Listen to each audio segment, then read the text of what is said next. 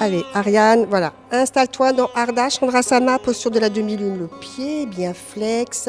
Sois légère grâce à ton souffle.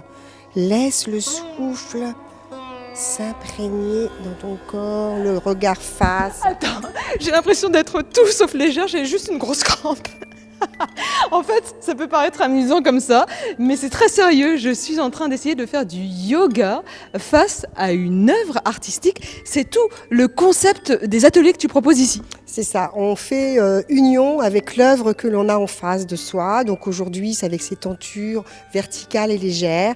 Donc cette posture de Ardha Chandrasana demi-lune, on essaye d'avoir justement cette légèreté. On est ouvert face à l'œuvre et on est en union avec elle. Je te laisse en union, moi je vais aller chercher mon union un peu plus loin, mais à pied c'est plus simple.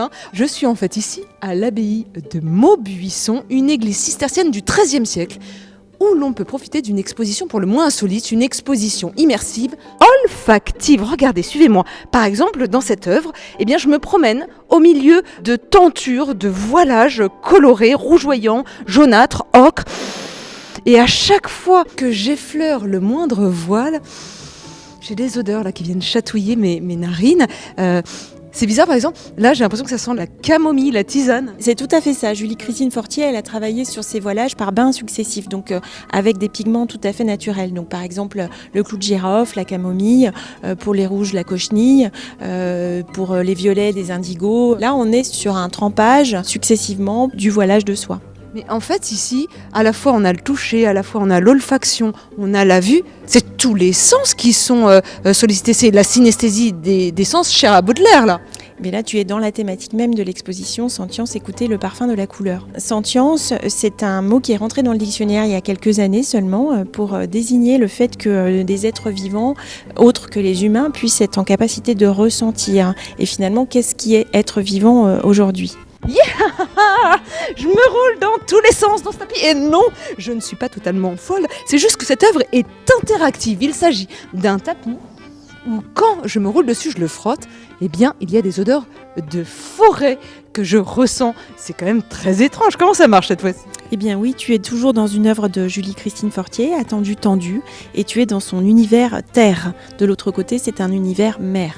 J'ai donc des fragrances marines cette fois-ci du côté bleuté, c'est ça ? Exactement. Mais ça veut dire que tous les visiteurs comme moi là peuvent se rouler dans ce tapis autant qu'ils veulent. C'est ce que souhaite l'artiste en tout cas. Mais alors là je comprends pas très bien, on a des écorces, de la terre, il y a même des rayons d'abeilles, mais à quoi ça sert ? L'artiste Daniela Bussarello est allée chercher des éléments qu'elle a sourcés dans le parc. Le but c'est d'en faire des pigments en fait, selon la technique médiévale. Elle en fait des pigments que tu vois ici également. Comme elle utiliserait un orgue à parfumeur, c'est une technique ancienne et du coup à partir de ça elle a fait cette toile-là. Chacun de ces éléments est odorant. Oui, en effet, si tu mets ton nez sur la terre, on est sur quelque chose de minéral et de végétal. Ici, tu es dans l'univers de Berdaguer et Péjus qui ont imaginé autour d'une plante endémique, la Chatarcia, qui est une plante en voie de disparition, un système de gardien pour faire perdurer l'histoire de cette plante. Ça sent bien quelque chose, mais je suis incapable de dire ce que c'est. Mais en fait, c'est le gardien parfumeur qui a imaginé l'odeur de la plante. Et tu as le gardien machine derrière toi qui montre la croissance de la plante. D'accord, mais la plante, c'est quoi ? C'est le truc blanc, là, avec des membranes ? C'est cette plante-ci, en fait, que tu vois ici une fois réalisée. Et c'est une manière de conserver la mémoire d'une odeur qui risque de disparaître totalement de la planète ? D'une certaine manière, oui. En tout cas, c'est une œuvre olfactive. Donc finalement, l'œuvre et l'art est au service de la science en même temps. On peut dire que la plante, d'une certaine manière, a trouvé le moyen de perdurer, mais d'une autre manière. Alors là, on est encore dans une autre pièce. Alors qui sent absolument rien, on est où ? Alors tu es dans les latrines basses de l'abbaye de Maubuisson. Pardon ? Attends, pour une exposition olfactive, les latrines, mais c'est l'enfer, ça doit sentir très mauvais. Normalement, c'est pas propice à ce type d'exposition, non ? Alors les latrines ne sont plus utilisées depuis la Révolution française, donc tu es tranquille de ce côté-là. Par contre, tu as un artiste ici qui s'appelle Morgane Courtois, qui joue sur la question olfactive qui peut déranger. Mais vraiment, je sens rien. Rapproche-toi de l'œuvre. C'est horrible ! Mais ça sent l'urine. Non, tu es dans l'univers de Morgane Courtois. C'est monstrueux de sentir une odeur d'urine. C'est pas monstrueux, c'est la question justement de venir te déranger à un endroit où tu n'as pas l'habitude d'aller. Je suis bien dérangée. Tu as aussi des odeurs avec la question de la pourriture. En fait, on est vraiment sur une question olfactive qui peut perturber. Mais c'est des fleurs fanées, voire pourries là.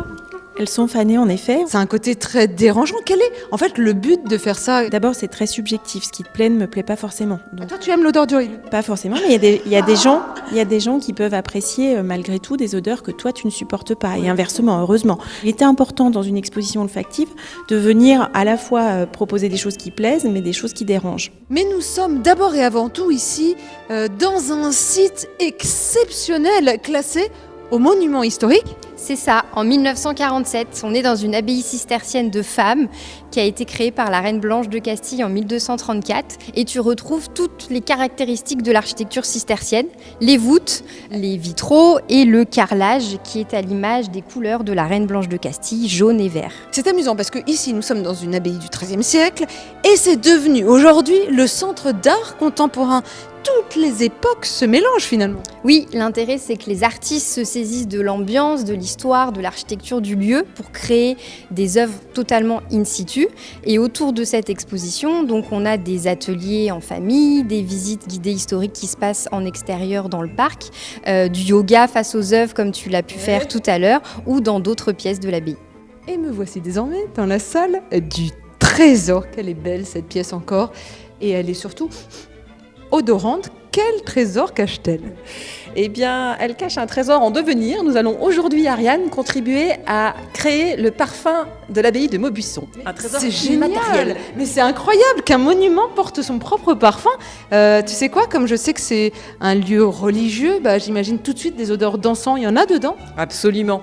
J'ai prévu de mettre de l'encens qui sera la note de fond de notre parfum. L'encens est une note qui permet de connecter aux étages supérieurs, qui est parfaitement adaptée. Tu vas peut-être être surprise, mais en note de tête, j'ai choisi une note d'un fruit qui poussait ici au XVe siècle. Tiens. Oh, du melon! C'est du melon!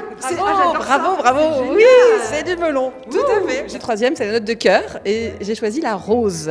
Alors pas la rose rouge. Quelle couleur la rose, Ariane? La blanche, forcément, c'est la pureté, le divin. C'est toi qui vas me dire quelle est ta note préférée entre les trois. Et c'est la rose. En deux Ça sera le melon. et en trois, l'encens. L'encens. Ok. Bon, Ariane, je te laisse mettre la dernière goutte de melon. Ah oui, super. Alors, j'en prends, hop, dans ma pipette. Et Oh là là là là là. j'en ai mis 10, c'est pas grave. Bon, non, là, c'est très grave. On peut plus travailler avec ça, mais c'est pas grave. rattraper en mettant Ah non. l'encens ou non? Ah non, là, c'est pas rattrapable. Ah, non, d'accord. mais on va en prendre une nouvelle. Tiens. D'accord. Il n'y a Allez. plus que le melon à mettre. ça. Et donc, je me concentre, c'est vraiment très sensible. Une goutte. Voilà. Là, c'est bon. Ouais, c'est bon. On va bien le mélanger. Donc là, le parfum est pesé. Donc tu vas pouvoir l'emporter chez toi, le laisser macérer pendant quelques semaines, quelques mois. Et puis, on se revoit dans 3 mois et on le retravaille. Et on rajoutera quelques notes, of course. Tu penses que j'en ai assez là? Je pense que c'est pas mal, là. Madame l'abbesse.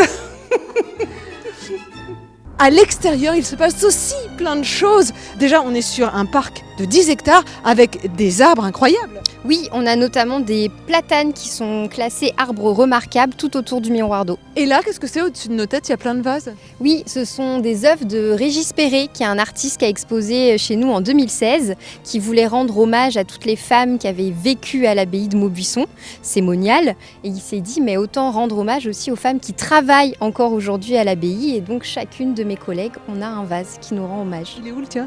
Le mien, c'est le bleu, qui est une cruche à eau, puisque quand il l'a choisi, j'étais enceinte. C'était Parce que t'es super. un peu cruche. S'il n'a pas voulu me le dire, mais... T'avais pas compris. Mais finalement, quand on se balade ici, ce sont plusieurs œuvres d'artistes implantées dans le parc qu'on peut découvrir. Oui, on a 6 œuvres d'art, dont l'olivier doré d'Hicham Berrada qui est juste derrière nous, qu'il a recouvert à la feuille d'or pour prendre soin de la nature et préserver de manière inaltérable cet olivier. On a aussi les bancs rouges de Jean-Christophe Nourisson qui sont dissimulés dans tout le parc et qui sont une invitation à la contemplation et à poser un autre regard sur le paysage. Et vous pouvez bien sûr finir votre visite ici au Café Fleuri. On n'est pas n'importe où. Pourquoi? Parce que nous sommes ici dans la salle du chapitre et vous avez aussi toutes sortes de produits qui sont à la vente et qui vont là encore stimuler votre odorat. Donc à vous de tester. Bye bye.